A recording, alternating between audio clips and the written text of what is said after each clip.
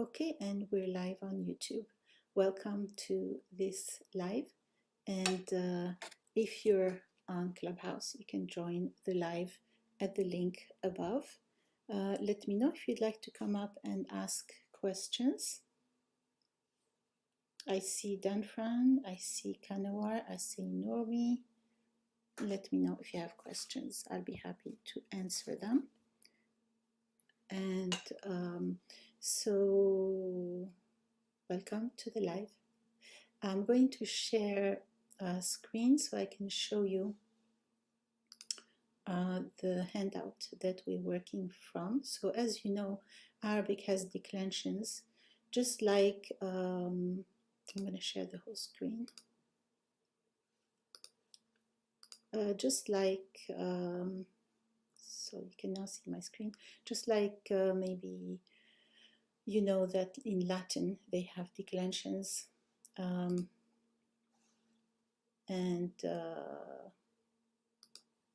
other languages as well. Russian has declensions, and declensions are markings at the ends of words that show the function of the word in the sentence. And today we are concentrating on nouns. And when we say nouns in Arabic, we mean anything that's not a verb or a particle. So that includes nouns, adjectives, adverbs.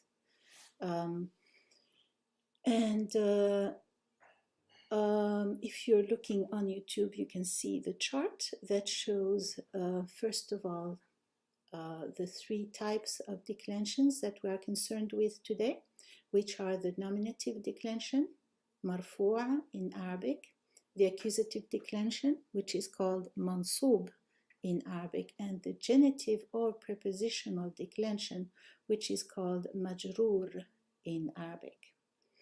And today we are, as you can see, we have on this chart the singular, the dual, the plural masculine, and the plural feminine. Today we are dealing only with the singular. At other lives I will be talking about the dual and the plural masculine and feminine. So looking at this row that indicates the singular, if you just joined me, you can click on the link above to go on YouTube and follow along in the handout. So singular in Arabic is called al-mufrad, and we are taking the word mudarris as an example. So if you wanted to say the teacher, you would say al-mudarris. If it is in the nominative case, it would end in the vowel u, and you would say al-mudarrisu. If this noun is not defined, if you wanted to say a teacher, then you would say mudarrisun, and you would actually pronounce the vowel u and add a sound n after it. This is called nunation in Arabic, and it occurs whenever your noun is indefinite, and it is marked differently than when it is not nunated. So u looks like this and un looks like this. It can have two other representations, but this is a very common one. Moving on to the accusative case, or the mansub, if your noun is defined, like saying the teacher, if it's in the accusative case, then it ends in a vowel a, fatha, and you say al-mudarrisa. If it's not defined, then you pronounce that a plus a sound n, and that's our nunation. It's called tanween in Arabic. So you say mudarrisan. Notice that in this case, you are going to write two vowels a, but also you will need to write a long a, an alif, to carry those two vowels a. Notice that with the U, we did not have to do that. In fact, you can also, instead of writing this symbol here for un, you can just write two U's next to the other, two Dhammas next to the other, one next to the other. So, al-mudarrisa or mudarrisan. For the genitive or prepositional cases, which is called majroor in Arabic, they are both under the same category. If the noun is defined, then you say al-mudarrisi, it ends in E.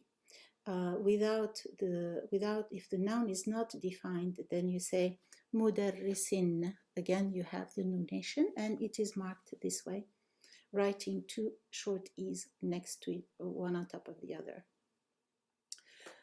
Okay, so does anybody have a question up to here? You can type your question in the chat if you want.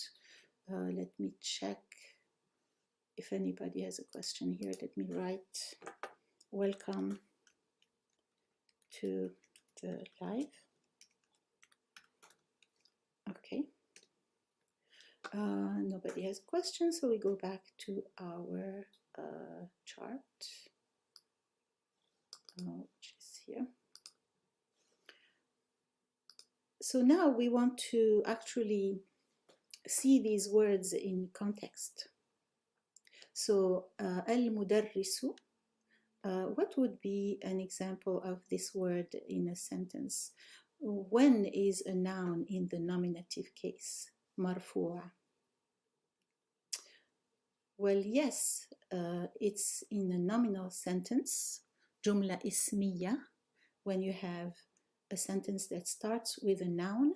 That first noun is in the nominative case.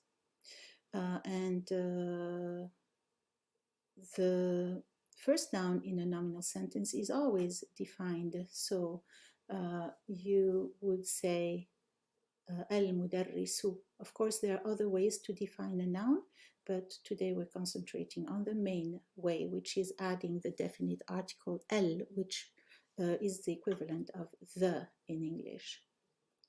So al-mudarrisu, let's have a sentence. Maybe we could say the teacher is wonderful, so you can say al-mudarrisu ra'a, and ra'a would also end in u, but because it's not defined, it would have to be nunated. So you would say al-mudarrisu ra'i'un.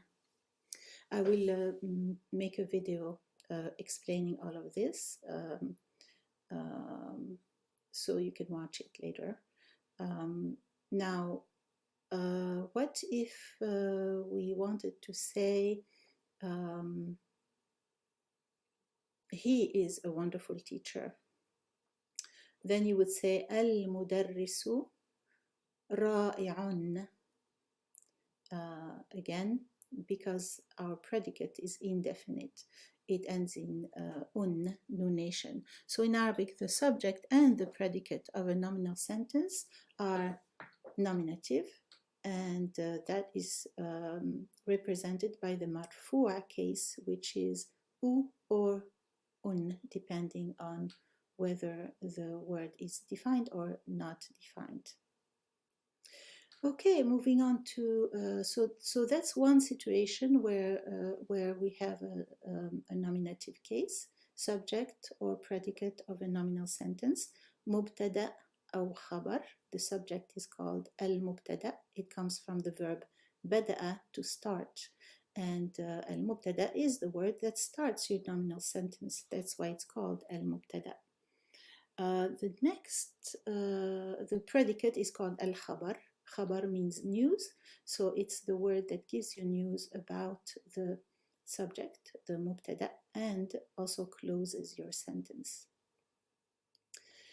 Next situation where we have a marfu'a case is when you have the subject of a verb. The subject of a verb is in the nominative case, and it is marfu'a, so it takes this declension.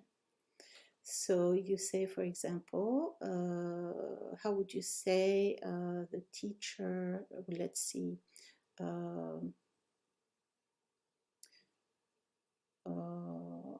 the teacher carries his bag, his satchel or his bag. How would you say that? Yes, you would say المدرس. No, actually, we don't want the object here. We want the subject. Can you think of a sentence where we have المدرس as the subject of the verb?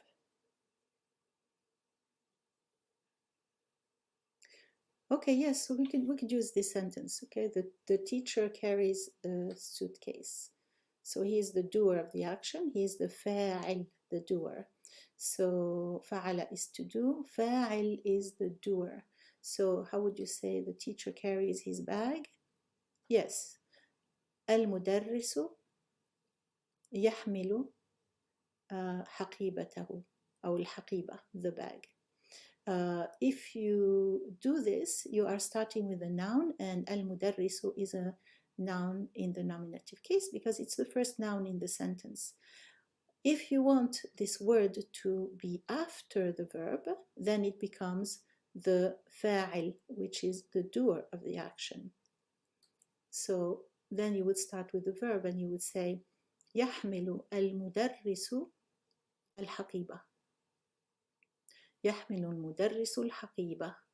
And المدرس here is مرفوع because it's the doer of the action, it's the فاعل, it's the subject of the verb. If you just joined us, you can click on the link above to see the chart that I'm talking about, that I am referring to. Accusative case, mansoob. So we said we could have al-mudarrisa or mudarrisan. Oh, before we move to that, what if we wanted to say a teacher carries his bag, right? Or a teacher is carrying his bag. Then in that case, you would have an indefinite noun. So instead of al-mudarrisu, it would be mudarrisun. And don't forget, you would have to have the nunation in this case, right? Mudarrisun. So you would say يحمل مدرس الحقيبة. Moving on then to the accusative. So it would be al-mudarrisa or mudarrisan. How would you say, I saw the teacher? I saw the teacher. Let me check the chat here. Rochelle Lourdes. I know Russian has the declensions as well, and I stopped studying Russian in level 6 when I was at the UN, 6 out of 9 levels to finish the program, and I think I was happy to stop because the declensions were getting to me. Yes, so so if you wanted to say then the teacher is carrying the bag, you would say يحمل المدرس الحقيبة. Or if you wanted to say I know the teacher, basically it's even simpler, you would say أعرف المدرس with a fatha at the end. That's our mark of accusative. Now, if we wanted to say I know a teacher, how would you say that? Instead of al-mudarrisa, you would have mudarrisan, indefinite.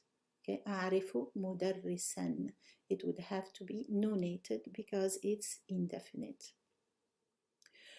Another category of nouns in Arabic are, again, anything that's not a verb or a particle. That includes adverbs. So adverbs in Arabic are also in the accusative case. So you may be familiar with some adverbs like تحت, which means under, أمام, which means in front, and so on, and other adverbial forms like naharan, during the day, in the daytime, or laylan, during the night or in the nighttime. So adverbs are in the accusative case, mansoob. So moving on to the genitive or the majroor case, genitive or prepositional. Remember, as I mentioned, this category majroor, encompasses two different cases, genitive and prepositional.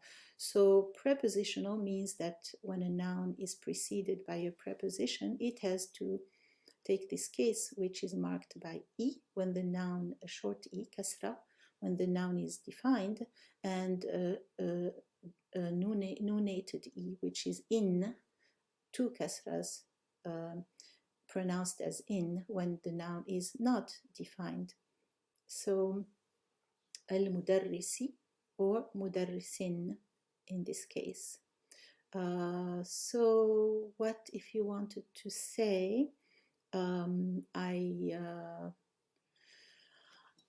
I spoke with the teacher. I spoke with the teacher. You would say تكلمت مع المدرس. مع is with in Arabic. تكلمت مع المدرس. And what if you wanted to say I spoke with a teacher? Then you would use this form here, the nunated مجرور form. And you would say تكلمت مع مدرس. مدرس, like this. Does anybody have a question? Let me check the chat here on YouTube. I don't see anyone with a question. Let me know if you have a question, or you could ask here on Clubhouse. I'll be happy to answer your questions. Just raise your hand and I will bring you up to the stage. This is basically the end of this live and this session. If you would like to come up and make sentences where we have nominative, accusative, or genitive nouns, I'll be happy to help you through that. Otherwise, we will meet at the next live when we talk about the second part, which is the dual, the declensions for the dual, the nominative, accusative, genitive, declensions for the dual.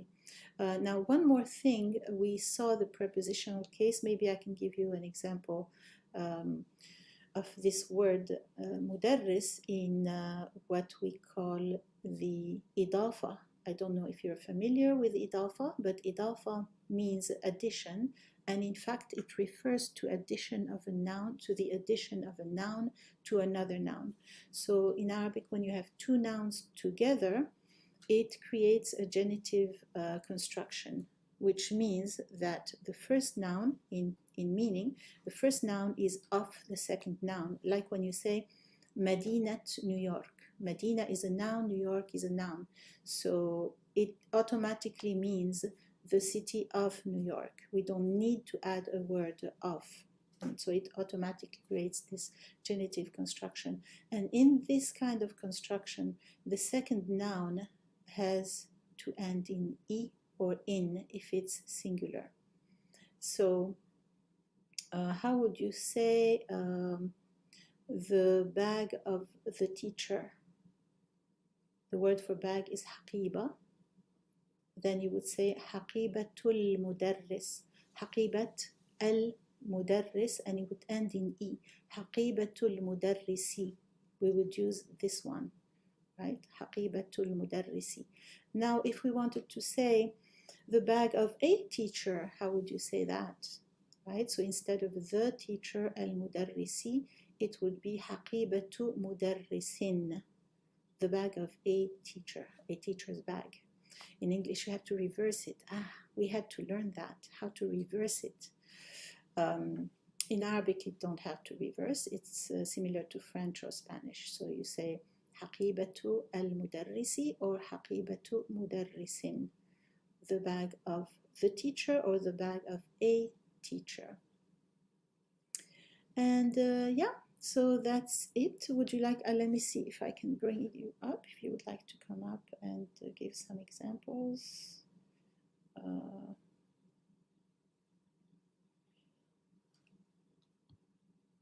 Okay, it seems everybody's busy. So I'll meet you at another live, inshallah. And إلى اللقاء. Assalamu alaikum. Bye everyone.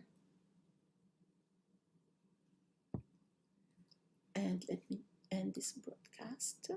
Click like if you like this video, and don't forget to subscribe. See you soon at another live.